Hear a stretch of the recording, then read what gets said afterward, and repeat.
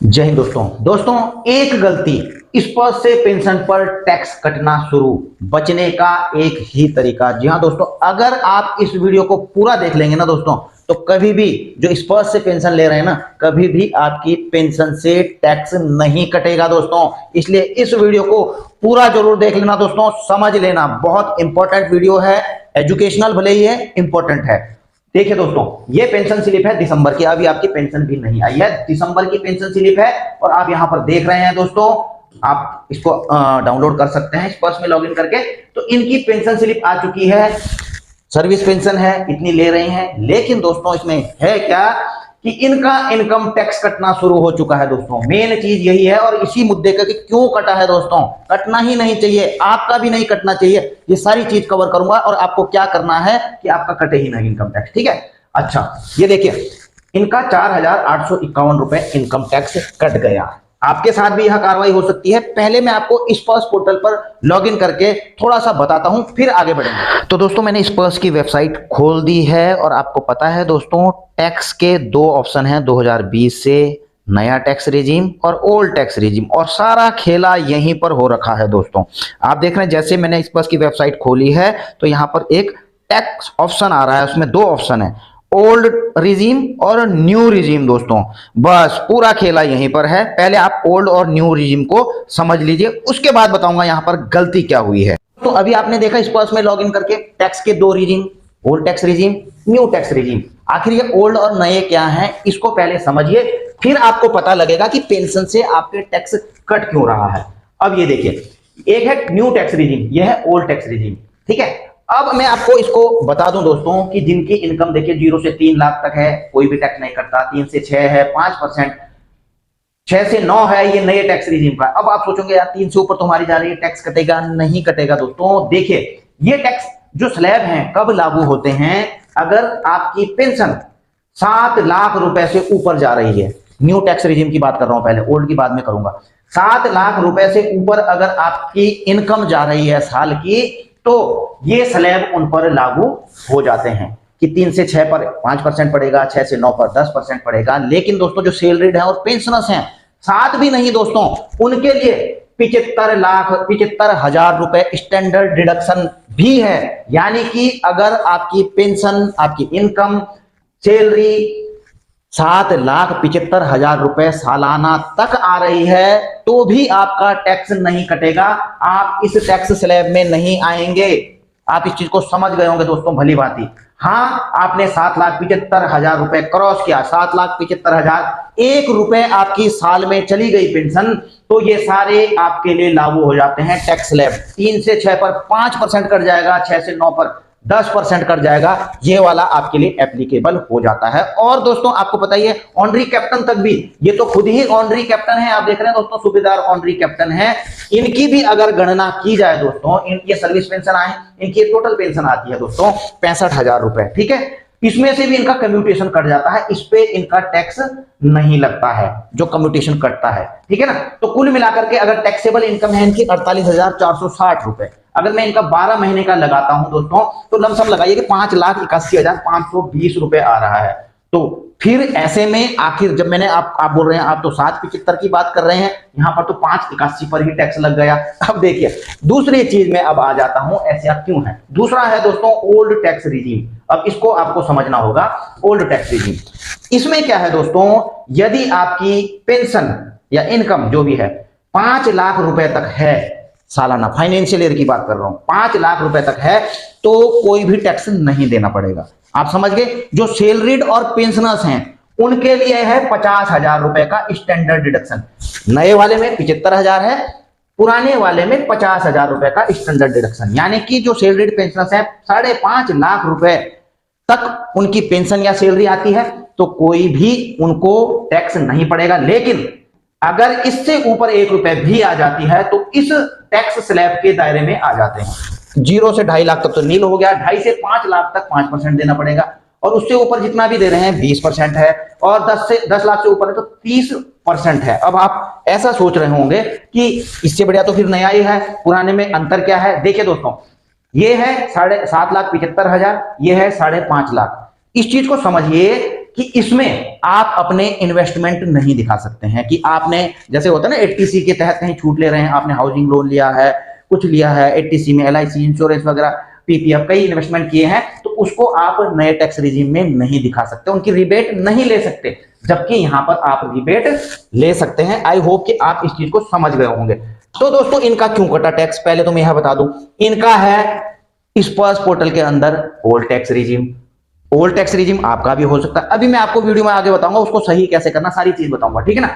अब देखिए, अभी चेक करेंगे कि इनका आखिर क्यों है स्पर्श में। देखिए अगर ओल्ड में होता है दोस्तों, तो ओल्ड में देखा दोस्तों, मैंने आपको बताया था कि 5,50,000 से ऊपर अगर इनकी इनकम चल जाती है तो ये टैक्स ब्रैकेट में आते हैं, और इनकी इनकम दोस्तों 5,81,520 काउंट कर ली है स्पर्श ने कि इतना ये साल में ले रहे हैं, यानी कि 5,50 को यहां क्रॉस कर चुके हैं, तो ये किस ब्रैकेट में आ जाते हैं। 5,50 को क्रॉस करने में सीधा का सीधा ये 5% में तो 5 लाख तक लगेगा, 2.5 से 5, यानी कि 5 पंजे 5 धाम 12,500 तो ये हो गए। और उसके बाद ये जो 80-81,000 होते हैं, इसका आप लगा लीजिए 20%, 8 दूना 16, तो 16,000 रुपए दोस्तों ये वाले हो गए। आप इस चीज को समझ गए, 16,000 ये और 12,500 ये, तो 12 और 16 28,000 29,000 का इनसे टैक्स वसूला जाएगा। अब ये सारी चीजें क्यों ही हैं, पहले मैं आपको स्पर्श में ले जाकर के समझता हूं। और देखिए स्पर्श में लॉगिन करने के बाद मैं जो समझाऊंगा ना दोस्तों, उसके बाद मैं फिर बोर्ड में लेकर के आपको आऊंगा, इसलिए वीडियो स्किप मत करना। बोर्ड में फिर बताऊंगा मैं आपको कि आपने क्या सीखा, ठीक है, और आपको क्या गलती नहीं करनी है। पहले आप स्पर्श पोर्टल पर चलिए। अब देखिए स्पर्श में लॉगिन करते ही दिखाई देता है कि फॉल्ट कहां है, आपका टैक्स क्यों कटा है। टैक्स रिजीम में देखेंगे आप, old tax regime, new tax. Old tax regime में सेलेक्ट किया हुआ है, या पेंशनर्स ने किया है या किसी ने भी किया है, क्योंकि न्यू टैक्स रिजीम में तो दोस्तों ऑलरेडी बाय डिफॉल्ट सेलेक्ट रहता है, लेकिन यहां सेलेक्ट किया जाता है। अब हो ही गया है, टैक्स कट गया, तो आपने क्या करना है, लेफ्ट साइड में जो ऑप्शन आ रहे हैं, तो आपने सर्विस रिक्वेस्ट में जाना है। कभी ऐसा हो चुका है तो सर्विस रिक्वेस्ट में जाएंगे दोस्तों, तो कंफर्म टैक्स ऑप्शन यहां पर आपको दिखाई देगा, ठीक है। कंफर्म टैक्स ऑप्शन में अगर दोस्तों आप जाते हैं तो देखिए यहां पर बताया गया है कि आपने इसको सेलेक्ट किया है इस फाइनेंशियल ईयर के लिए, ठीक है। अब देखिए यहां पर कंफर्म टैक्स ऑप्शन में आप देख रहे हैं टैक्स ऑप्शन ओल्ड रिजीम और न्यू टैक्स रिजीम। अभी अगर मैं इसको चेंज करना चाह रहा हूं, रीसेट करना चाह रहा हूं, तो देखिए हाइड हो रखे हैं, बटन हो नहीं पा रहे हैं, क्योंकि इस फाइनेंशियल ईयर का ऑलरेडी सेलेक्ट हो चुका है। अब मुझे आपको अगर इसको न्यू टैक्स रिजीम में करना है तो वो अगले फाइनेंशियल ईयर में अप्रैल में आपको इसको करना पड़ेगा, ठीक है। अब ये देखिए यहां पर पूरा जो टैक्स के रिजीम है, आपको न्यू टैक्स उसके स्लैब भी आपको यहां पर दिखाई देंगे। लेकिन अब जब ओल्ड हो ही गया तो अब क्या करना है आपने, ठीक है ना। इससे बचने के लिए क्या करना है, आपको अपनी जो इन्वेस्टमेंट है वो दिखानी पड़ेगी, तब जाके आप टैक्स से बच सकते हो। और दूसरा तरीका भी बताऊंगा, अगर कट भी चुका है तो आपको करना क्या है दोस्तों। अब इसी तरफ आप देखेंगे दोस्तों, रिपोर्ट डिक्लेरेशन एग्जम्पशन। जी हाँ दोस्तों, आप यहां पर अपने जो आपने इन्वेस्टमेंट किया है, जिनमें टैक्स में छूट मिलती है, वो दिखा सकते हैं। मैनेज इन्वेस्टमेंट में जाएंगे ऊपर दोस्तों, यहां पर ऑप्शन आ रहा है, मैनेज इन्वेस्टमेंट में जाएंगे, क्लिक करेंगे तो यहां देखिए दोस्तों फाइनेंशियल ईयर के लिए दिखा रहा है आपका, क्योंकि ओल्ड टैक्स रिजीम में क्या हुआ है, नए टैक्स रिजीम में आप नहीं कर सकते। अब देखिए हाउसिंग लोन में आपको टैक्स रिबेट मिलता है, तो यहां पर ये सेलेक्ट करके आप लोन नंबर वगैरह जहां से लिया है, जिस कंपनी से, ये सारी डिटेल डाल करके रीपेमेंट सर्टिफिकेट यहां पर डाल सकते हैं, तो आपको आपका टीडीएस नहीं कटेगा उस हिसाब से, ठीक है ना। और इसके अलावा भी दोस्तों जो भी 80C के तहत है इन्वेस्टमेंट यहां पर दिखा सकते हैं, अदर इन्वेस्टमेंट हैं आप यहां पर दिखा सकते हैं, ठीक है। 80C में अगर आप जाएंगे, देख रहे हैं आप, लाइफ इंश्योरेंस का है, NSC है, PPF है, सुकन्या समृद्धि योजना, इनमें अगर आपने किया हुआ है तो ये सारी चीजें आप यहाँ पर, ट्यूशन फीस बच्चों की, तो इंश्योरेंस, आप ये सारी चीजें यहाँ पर मेंशन है, इनको आप यहाँ पर कर सकते हैं। जबकि न्यू टैक्स रिजीम में आप इन्वेस्टमेंट नहीं दिखा सकते, लेकिन ये इसलिए आ रहे हैं क्योंकि आप ओल्ड टैक्स में दिखा सकते हैं। तो आपको दोस्तों अगर ओल्ड टैक्स रिजीम कर लिया है आपने सेलेक्ट, टैक्स के दायरे में आ रहे हैं, तो आप अपना इन्वेस्टमेंट दिखाइए, नहीं तो टीडीएस कटेगा। और अगर दोस्तों कट चुका है तो कृपया करके ITR फाइल करिए। ITR जब आप फाइल करेंगे तो सारा का सारा आपका जितना भी एप्लीकेबल टीडीएस होगा वही कटेगा। हालांकि पेंशन मैंने बता ही दिया, 7,75,000 तक तो वैसे भी नहीं आ रहे हैं इनकम तक टैक्स के दायरे में, तो आपका जितना भी टीडीएस कटा होगा दोस्तों पेंशन से भी, वो सारा का सारा वापस आ जाएगा। तो ये सबसे बढ़िया तरीका है। और दोस्तों ध्यान रखें, क्योंकि आप वैसे भी टैक्स के दायरे में नहीं आ रहे हैं, तो ओल्ड टैक्स रिजीम को सेलेक्ट ना करें, ठीक है।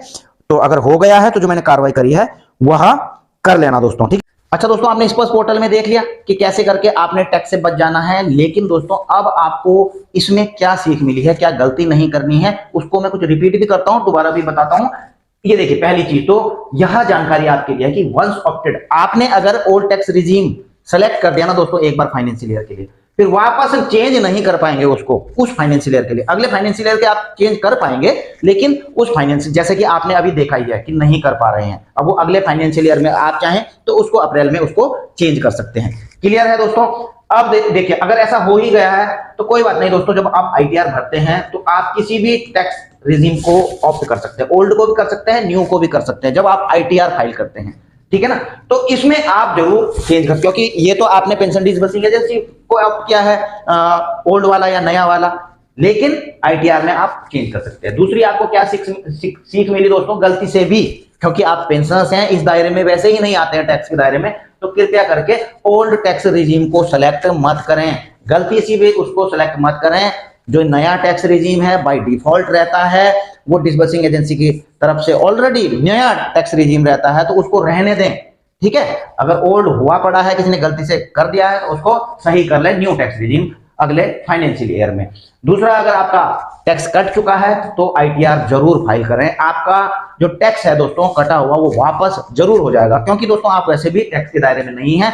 तो जब आईटीआर फाइल करते हैं तो वहां पर टोटल आपकी जो एनुअल इनकम होती है वो चली जाती है, तो जो ज्यादा कटा हुआ होता है वो वापस आ जाता है। तो अगर पेंशन के अलावा अगर आपकी अदर इनकम्स नहीं है तो आप टैक्स के दायरे में नहीं है, और आपको यह ऑनरी कैप्टन तक की बात कर रहा हूं। हाँ, कुछ हो सकता है कुछ आ रहे हो दोस्तों जिनकी पेंशन काफी चला जाता है, या फिर इसमें एक और चीज है दोस्तों, या फिर जिन्होंने कम्यूटेशन ना लिया हो दोस्तों, जिन्होंने कम्यूटेशन ना लिया हो, ठीक है, तो उनकी पेंशन जा सकती है 7,75,000 से ऊपर। सब रैंक की नहीं बोल रहा हूँ, ये बड़े बड़े रैंक हमारे जो ओआर रैंक से हैं, जो ऑनरी कैप्टन तक के, उनकी बात कर रहा हूँ, ठीक है। बाकी और तो नीचे के कोई भी नहीं आते हैं, ओआर तो कोई आता ही नहीं, जेसीओ भी तकरीबन जो है नायब सूबेदार तो कोई आते नहीं है। सूबेदार ने भी अगर दोस्तों ऑनरी कैप्टन वगैरह बन गए हैं, कम्यूटेशन नहीं लिया है, तो जरूर इस रेंज में आ जाते हैं। तो दोस्तों कुल मिला के वीडियो थोड़ा लंबी हो चुकी है, लेकिन दोस्तों आपको क्या जानकारी पसंद आई, इस चीज को आपको समझ में आया, तो वीडियो को दोस्तों लाइक जरूर ठोक देना, और अन्य पेशेंट्स को भी जरूर शेयर कर देना दोस्तों, क्योंकि ये वीडियोज मेरी जो होती हैं एजुकेशनल होती हैं, इससे आपको जरूर, मैं समझता हूँ कि कुछ ना कुछ सीख जरूर मिलती होती है। डेली तो मैं बल्ले बल्ले वाली बातें नहीं करता हूँ, लेकिन कुछ ना कुछ आपको ऐसी सीख जरूर देने की कोशिश करता हूं जो आपके भविष्य में भी काम आती रहे। इसी के साथ अपनी वीडियो यहीं पर समाप्त करता हूं, जल्द मिलेंगे नई वीडियो में नई जानकारी के साथ। जय हिंद, वंदे मातरम।